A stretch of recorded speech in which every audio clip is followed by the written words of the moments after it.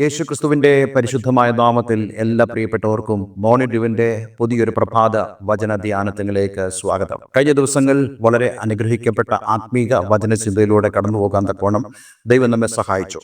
നിങ്ങൾക്കെല്ലാവർക്കും ബോധ്യമുള്ളതുപോലെ ഈ കഴിഞ്ഞ ദിവസങ്ങൾ നമ്മൾ ദൈവരാജ്യത്തെക്കുറിച്ചുള്ള വളരെ പ്രധാനപ്പെട്ട യേശുക്രിസ്തുവിന്റെ പഠിപ്പിക്കലുകളെ കുറിച്ചാണ് നമ്മൾ പഠിക്കുന്നത്. കർത്താവായ യേശുക്രിസ്തു ഉപമകളിലൂടെയാണ് ദൈവരാജ്യത്തെക്കുറിച്ച് പഠിപ്പിച്ചത്. നമ്മൾ കഴിഞ്ഞ ദിവസം ചിന്തിച്ചതുപോലെ കർത്താവ് യേശുക്രിസ്തു ഈ ഭൂമിയിൽ വന്നതിന്റെ ഏറ്റവും പ്രധാനപ്പെട്ട ഉദ്ദേശം ദൈവരാജ്യം സ്ഥാപിക്കുക എന്നുള്ളതാണ്.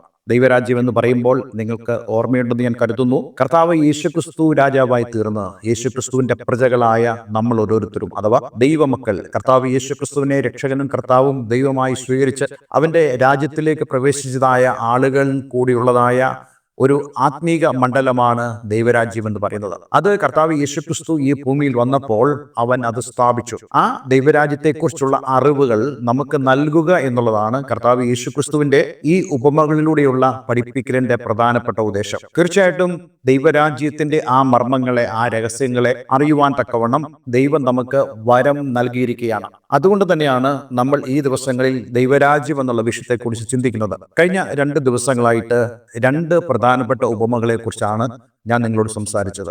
ഒന്നാമതായി വയലിൽ മറയ്ക്കപ്പെട്ട നിധി, അതേപോലെ തന്നെ രണ്ടാമതായി വിലയേറിയ മുത്ത് എന്നുള്ളതായ ഉപമ. അത് ദൈവരാജ്യത്തെക്കുറിച്ചുള്ള വളരെ പ്രധാനപ്പെട്ട ഉപമ. ഈ 2 ഉപമകളിലൂടെ നമുക്ക് ഒരു കാര്യം ബോധ്യപ്പെട്ടു. ദൈവരാജ്യം വിലയേറിയതാണ് എന്ന് മാത്രമല്ല, നമ്മുടെ ജീവിതത്തിൽ നമുക്ക് ഉള്ളതിൽ ഏറ്റവും വലിയ സമ്പത്താണ് ദൈവരാജ്യം എന്നുള്ള ചിന്തയിലേക്ക് കടന്നു വരുവാൻ തക്കവണ്ണം ദൈവം നമ്മെ സഹായിച്ചു. ഇന്ന് നമ്മൾ ദൈവരാജ്യത്തെക്കുറിച്ചുള്ള വളരെ പ്രധാനപ്പെട്ട ദൈവീക മർമ്മങ്ങളുടെ അല്ലെങ്കിൽ ദൈവീക രഹസ്യത്തിന്റെ മറ്റു രൂപമയായി കർത്താവ് യേശുക്രിസ്തു പറഞ്ഞ ഉപമയെക്കുറിച്ചാണ് നമ്മൾ ഇന്ന് ചിന്തിക്കാൻ പോകുന്നത്. അതിനായി നമുക്ക് മത്തായിയുടെ സുവിശേഷം 13-ാം അധ്യായം 47-ാമത്തെ വാക്യം വായിക്കാം. പിന്നെയും സ്വർഗരാജ്യം കടലിൽ ഇടുന്നതും എല്ലാ വക മീനും പിടിക്കുന്നതുമായൊരു വലയോട് സദൃശ്യം. നിറഞ്ഞപ്പോൾ അവർ അത് വലിച്ച് കരയ്ക്ക് കയറ്റി ഇരുന്നുകൊണ്ട് നല്ലത് പാത്രങ്ങളിൽ കൂട്ടിവെച്ചു, ചീത്ത എറിഞ്ഞു കളഞ്ഞു. അങ്ങനെ തന്നെ ലോകാവസാനത്തിൽ സംഭവിക്കും. ദൂതന്മാർ പുറപ്പെട്ട് നീതിമാന്മാരുടെ ഇടയിൽ നിന്ന് ദുഷ്ടന്മാരെ വേർതിരിച്ച് തീച്ചുളയിൽ ഇട്ട് കളയും. അവിടെ കരച്ചിലും പല്ലുകടിയും ഉണ്ടാകും. ഈ അവസാന വാക്യം നമ്മൾ വായിച്ചത് നിങ്ങൾ ശ്രദ്ധിക്കണമേ. ദൂതന്മാർ പുറപ്പെട്ട് നീതിമാന്മാരുടെ ഇടയിൽ നിന്ന് ദുഷ്ടന്മാരെ വേർതിരിച്ച് തീച്ചുളയിൽ ഇട്ടുകളയും. നോക്കണേ, നീതിമാന്മാരുടെ ഇടയിൽ നിന്നും ദുഷ്ടന്മാരെ വേർതിരിച്ച്. അങ്ങനെയാണെങ്കിൽ നീതിമാന്മാരായ ആളുകളാണ് ദൈവരാജ്യത്തിന്റെ പ്രജകൾ എന്ന് പറയുന്നത്. അവരുടെ ഇടയിൽ ദുഷ്ടന്മാരുണ്ട് എന്നുള്ള വളരെ പ്രധാനപ്പെട്ട സൂചന ഇവിടെ കർത്താവ് യേശുക്രിസ്തു നമുക്ക് നൽകുകയാണ്.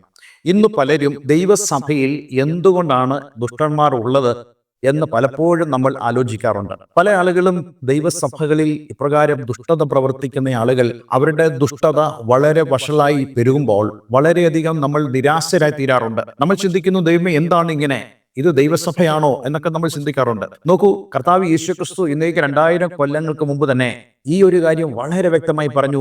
നീതിമാന്മാരുടെ ഇടയിൽ ദുഷ്ടന്മാർ ഉണ്ടാകും. ഇന്ന് ഈ വർത്തമാന കാലത്തിൽ ഒന്ന് ശ്രദ്ധിച്ചേ, എന്നെ കേൾക്കുന്ന പല ആളുകളും തങ്ങൾക്ക് വളരെയധികം ഭാരമുള്ളവരായ ആളുകളാണ്. അവർ ചിന്തിക്കുന്നു, ഞങ്ങൾ പോകുന്നതായ സഭയിൽ അനേക വഷളന്മാരുണ്ട്, നീതികേട് പ്രവർത്തിക്കുന്നവരുണ്ട്, ദുഷ്ടന്മാരായ ആളുകളുണ്ട്, ദൈവസഭയിൽ തന്നെ മദ്യപാനം ചെയ്യുന്നവരായ ആളുകളുണ്ട്, വെറുക്കൂത്ത് ചെയ്യുന്നവരായ ആളുകളുണ്ട്. ഇങ്ങനെ പ്രശ്നങ്ങൾ ഉണ്ടാക്കുന്ന അനേക ആളുകൾ കൊണ്ട് ഇന്ന് സഭ നിറഞ്ഞിരിക്കുന്നു. അപ്പോൾ കർത്താവ് യേശുക്രിസ്തുവിന്റെ ആ കാലത്ത് തന്നെ യേശു ഇതിനെക്കുറിച്ച് സൂചന കൊടുക്കുമ്പോൾ തന്നെ യേശുക്രിസ്തുവിന്റെ ശിഷ്യഗണത്തിൽ യൂദാസ് ഉണ്ടായിരുന്ന കാര്യം നമ്മൾ വിസ്മരിക്കരുത്.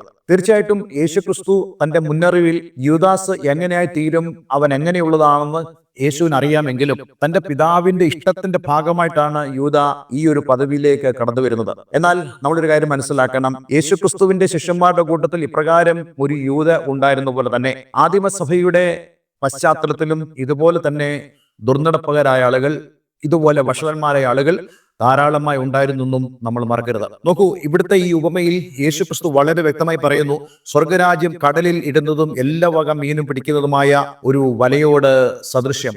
ഇവിടെ ഈ വല എന്ന് ഉദ്ദേശിക്കുമ്പോൾ മൂലഭാഷയുടെ അർത്ഥം വീശു വല എന്നാണ്. അത് സൂചിപ്പിക്കുന്നത് ഈ വല ചെറിയൊരു വലയല്ല, മറിച്ച് വലിയൊരു വലയായിട്ടാണ് നമുക്ക് കാണുവാൻ കഴിയുന്നത്. എന്ന് മാത്രമല്ല, ഈ വല കൊണ്ട് ഉദ്ദേശിക്കുന്നത് എല്ലാ വക മീനും പിടിക്കണം എന്നുള്ളതാണ്. എല്ലാ വക മീനും എന്ന് ഞാൻ നിങ്ങളോട് പറയുമ്പോൾ അല്ല, ഈ ഉപമയിലൂടെ കർത്താവ് പറയുമ്പോൾ എല്ലാ വക മീനിന്റെ അകത്ത് ദുഷ്ടന്മാരായ ആളുകളുണ്ട്. അതായത് ശരിയായിട്ട് സുവിശേഷം കേൾക്കാതെ എന്തെങ്കിലുമൊക്കെ കാര്യങ്ങളുടെ സ്വാധീനത്താൽ ദൈവസഭയിലേക്ക് അകപ്പെടുന്നവരായ ആളുകളുണ്ട്. അവർ സുവിശേഷം കേട്ടിട്ടാവുകയില്ല, അല്ലെങ്കിൽ അവർ ഏതെങ്കിലും ബാഹ്യപ്രേരണയുടെ അടിസ്ഥാനത്തിൽ ദൈവസഭയ്ക്കുള്ളിലേക്ക് കടന്നു വരും. പിന്നീട് അവർ ദൈവസഭയ്ക്ക് വലിയ ദോഷമുള്ള ആളുകളായിട്ട് മാറാറുണ്ട്. സഭകളെ ഭിന്നിപ്പിക്കുക, സഭകളിൽ പ്രശ്നമുണ്ടാക്കുക, സഭകളിൽ വളരെ ക്രിയാത്മകമായി നിൽക്കുന്ന ആളുകളിൽ ദുരുപദേശം ചെലുത്തുക, ഇങ്ങനെയുള്ള പല വിഷയങ്ങളും അവരുടെ ഇടയിലുണ്ട്. ആദ്യകാല അപ്പോസ്തലന്മാർ തന്നെ ഈ വിഷയത്തെക്കുറിച്ച് പുതിയ നിയമ ലേഖനങ്ങളിൽ വ്യക്തമായി പറയുന്നുണ്ട്.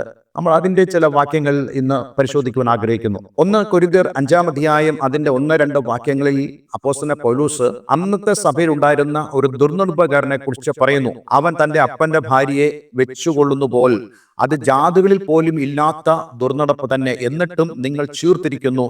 ഈ ദുഷ്കർമ്മം ചെയ്തവനെ നിങ്ങളുടെ ഇടയിൽ നിന്ന് നീക്കുവാൻ തക്കവണ്ണം നിങ്ങൾ ദുഃഖിച്ചിട്ടില്ല. ഞാൻ ഈ വേദഭാഗം വായിക്കുമ്പോൾ ഈ അവസാന ഭാഗം എന്നെ വളരെ ചിന്തിപ്പിച്ചു. ഈ ദുഷ്കർമ്മം ചെയ്തവനെ നിങ്ങളുടെ ഇടയിൽ നിന്ന് നീക്കുവാൻ തക്കവണ്ണം നിങ്ങൾ ദുഃഖിച്ചിട്ടില്ല. അത് കാണിക്കുന്നത് കൊരിന്ത്യൻ സഭയുടെ അന്നത്തെ ആത്മീക അവസ്ഥയാണ്. അതായത് ഇപ്രകാരം പാപം ചെയ്യുന്നതായ ദുർനടപ്പിലൂടെ കടന്നു പോകുന്നതായ ആളുകളെ അവരെ ഗുണീകരിക്കുവാൻ തക്കതായിട്ടുള്ള നടപടികൾ എടുക്കാതെ വണ്ണം ചീർത്തിരിക്കുന്നതായ ആളുകൾ. അതായത് സഭയിലുള്ള ആളുകൾ എപ്പോഴും ഈ മനുഷ്യനെ കുറിച്ച് കുറ്റം പറയുന്നു. ദണ്ട് അവൻ ഇങ്ങനെ ചെയ്യുന്നു, ദണ്ട് ഇവൻ ഇങ്ങനെ ചെയ്യുന്നു എന്നൊക്കെ. അത് ചീർപ്പിനെയാണ്. അതായത് ഇങ്ങനെ പറഞ്ഞ് പിണങ്ങിയും സഭയുടെ അന്തരീക്ഷം കലക്കത്തിലൂടെ കടന്നു പോകുന്ന അനുഭവം ഉണ്ട് എന്ന് അപ്പോസ്തലൻ പൗലോസ് സൂചിപ്പിച്ചുകൊണ്ട് നിങ്ങൾ ദുഃഖിച്ചിട്ടില്ല, അതായത് അവനെ നിങ്ങളുടെ ഇടയിൽ നിന്ന് നീക്കുവാൻ തക്കവണ്ണം നിങ്ങൾ ദുഃഖിച്ചിട്ടില്ല എന്ന് പറഞ്ഞാൽ അതിൻ്റെതായിട്ടുള്ള ഒരു ഭാരം ഏറ്റെടുക്കുവാൻ നിങ്ങൾ തയ്യാറായിട്ടില്ല. അപ്പോൾ അതിന്റെ അർത്ഥം എന്താ? ഇങ്ങനെ സഭയിൽ ദുഷ്ടന്മാരായ ആളുകൾ ഉണ്ടെങ്കിൽ, നീതിയോട് പ്രവർത്തിക്കുന്നവരായ ആളുകൾ ഉണ്ടെങ്കിൽ, ദൈവവചനത്തിനെതിരായിട്ടും ദൈവിക വിശുദ്ധിക്കെതിരായി പ്രവർത്തിക്കുന്ന ആളുകൾ ഉണ്ടെങ്കിൽ ദൈവസഭ ചെയ്യേണ്ടത് അവനെ തങ്ങളുടെ ഇടയിൽ നിന്നും നീക്കുവാൻ തക്കവണ്ണം ദുഃഖിക്കണം എന്നുള്ളതാണ്. അതായത് അവൻ ചെയ്യുന്നത് തെറ്റാണെന്ന് അവനെ ബോധ്യപ്പെടുത്തുവാൻ തക്കതായിട്ടുള്ള ഒരു ആത്മീക അവസ്ഥയിലേക്ക് അവർ കടന്നു വരണം. അപ്പൊ തീർച്ചയായിട്ടും ഈ സുവിശേഷമാകുന്ന വല നമ്മൾ വീശുമ്പോൾ അതിൽ ധാരാളം ആളുകൾ പ്രവേശിക്കും. അതിൽ നീതിമാന്മാരുണ്ടാകും, ദുഷ്ടന്മാരും ഉണ്ടാകും. അതേപോലെ തന്നെ ആദിമസഭ ദൈവമക്കൾ അത് അന്ത്യകാലമാണ് എന്ന് ധരിച്ചിരുന്നു. അപ്പോൾ തന്നെ പൗലോസ് തിമോഥെയോസ് എഴുതുന്ന ലേഖനത്തിൽ അന്ത്യകാലത്ത് ദുർഘട സമയങ്ങൾ വരുമെന്നറിയുക. മനുഷ്യർ സ്വസ്നേഹികളും ദ്രവ്യാഗ്രഹികളും വമ്പ് പറയുന്നവരും അഹങ്കാരികളും ദൂഷകന്മാരും അമ്മയപ്പന്മാരെ അനുസരിക്കാത്തവരും നന്ദി കെട്ടവരും അശുദ്ധരും വാത്സല്യമില്ലാത്തവരും ഇണങ്ങാത്തവരും ഏഷണിക്കാരും അതിതന്തിര്യന്മാരും ഉഗ്രന്മാരും സൽഗുണദോഷികളും ദ്രോഹികളും ധാർഷ്ട്യക്കാരും നിഗളികളുമായി ദൈവപ്രിയമില്ലാതെ ഭോഗപ്രിയരായി ഭക്തിയുടെ വേഷം ധരിച്ച് അതിന്റെ ശക്തി ത്യജിക്കുന്നവരുമായിരിക്കും. അങ്ങനെയുള്ളവരെ വിട്ടൊഴുക. ഇത് ആദിമ സഭയിൽ ഉണ്ടായിരുന്നു. ഇന്നത്തെ കാലത്ത് സഭയിൽ അധികമാണ്. അതിനർത്ഥം ഇങ്ങനെയുള്ള ആളുകളുള്ള സഭ ദൈവികമല്ലെന്ന് നമ്മൾ കരുതണ്ട. മറിച്ച് സുവിശേഷ വരയിൽ കയറിയതായ ആളുകളാണ്. അവരെ കൊയ്ത്തോളം വളരട്ടെ എന്നുള്ള ആ കർത്താവിന്റെ അതേ നിലപാട് തന്നെ ഇവിടെയുണ്ട്. കാരണം ഇവരെ സഭയിൽ നിന്ന് മാറ്റുക എന്നുള്ളത് നമ്മുടെ പ്രവൃത്തിയല്ല, അത് ദൈവത്തിന്റെ പ്രവൃത്തിയാണ്.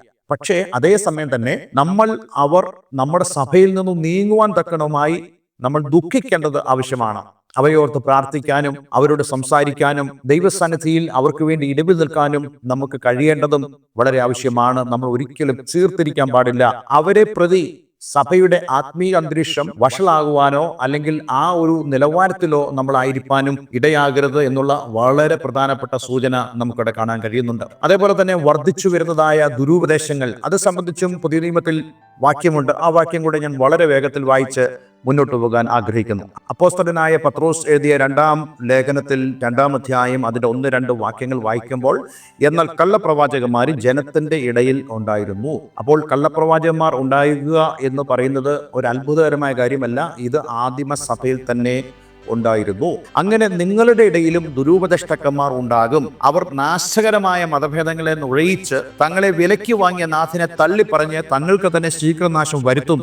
അവരുടെ ദുഷ്കാമ പ്രവൃത്തികളെ പലരും അനുകരിക്കും. അവർ നിമിത്തം സത്യമാർഗം ദുഷിക്കപ്പെടും. പക്ഷേ ഈ ഒരു കാര്യങ്ങളൊക്കെ നമ്മൾ മനസ്സിലാക്കുമ്പോൾ തന്നെ യേശുക്രിസ്തു ഇത് സംഭവിക്കും, അല്ലെങ്കിൽ അപ്പോസ്തലന്മാർ ഇത് സംഭവിക്കുമെന്ന് വളരെ വ്യക്തമായി പറയുമ്പോൾ ഇതിനെ വേർതിരിക്കുക എന്നുള്ളത് നമ്മളുടെ പ്രവൃത്തിയല്ല എന്നും കൂടെ ഈ ഒരു വേദഭാഗത്ത് നമുക്ക് കാണുവാൻ കഴിയുന്നുണ്ട്. എന്താണ് ഈ വേദഭാഗം നമ്മോട് പറയുന്നത്? നമ്മൾ വീണ്ടും മത്തായിയുടെ സുവിശേഷം 13-ാം അധ്യായത്തിലേക്ക് തന്നെ മടങ്ങി വരികയാണ്. 13-ന്റെ 48-ാം വാക്യം. നിറഞ്ഞപ്പോൾ അവർ ആ വല വലിച്ച് കരയ്ക്ക് കയറ്റി, ഇരുന്നു കൊണ്ട് നല്ലത് പാത്രങ്ങളിൽ കൂട്ടിവെച്ചു, ചീത്ത എറിഞ്ഞു കളഞ്ഞു. അങ്ങനെ തന്നെ ലോകാവസാനത്തിൽ സംഭവിക്കും. ദൂതന്മാർ പുറപ്പെട്ട് നീതിമാന്മാരുടെ നിന്ന് ദുഷ്ടന്മാരെ വേർതിരിച്ച് തീച്ചുളയിൽ ഇട്ടുകളയും. അപ്പോൾ നോക്കണേ, ഈ ഒരു പ്രവൃത്തി ആരുടെ പ്രവൃത്തിയാണ്? ഇത് ദൂതന്മാർ ചെയ്യുന്ന പ്രവൃത്തിയാണ്.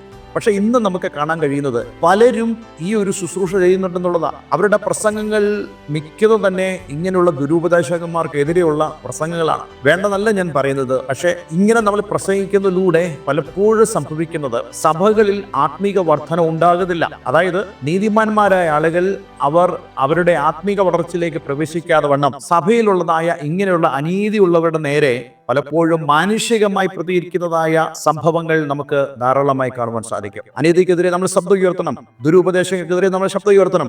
പക്ഷേ നമ്മളുടെ പ്രവൃത്തി അല്ല ഇതിനെ വേർതിരിക്കുക എന്നുകൂടെ നമ്മുടെ മനസ്സിൽ വെച്ചു വേണം നമ്മൾ അങ്ങനെയുള്ള കാര്യങ്ങൾ ചെയ്യുവാൻ. വാസ്തവമായിട്ടും ഇതിനു മുമ്പ് ഗോതമ്പിന്റെയും കളകളുടെയും ഉപമ പറയുമ്പോൾ കർത്താവ് യേശുക്രിസ്തു വളരെ വ്യക്തമായി പറയുന്നുണ്ട്, കള പറിച്ചു മാറ്റുന്ന പ്രവൃത്തി ദൈവത്തിന്റെ ദൂതന്മാരുടെ പ്രവൃത്തിയാണ്. അതേപോലെ തന്നെ ഇവിടെ നല്ല മീനും നല്ലതല്ലാത്ത മീനും തമ്മിൽ വേർതിരിക്കുന്ന പ്രവൃത്തിയും ഈ ദൂതന്മാരുടെ പ്രവൃത്തിയാണ്.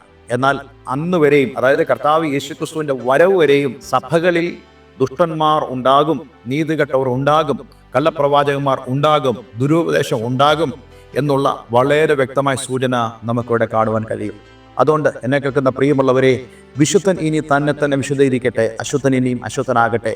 അതേ, കർത്താവിന്റെ വരവ് അടുക്കാറായി. അതേ, ഈ വീശുവല പോലെ ദൈവരാജ്യത്തിന്റെ അവസ്ഥ എന്താണെന്ന് ഇപ്പോൾ നിങ്ങൾക്ക് ബോധ്യമായി തീർന്നു എന്ന് ഞാൻ വിശ്വസിക്കുന്നു.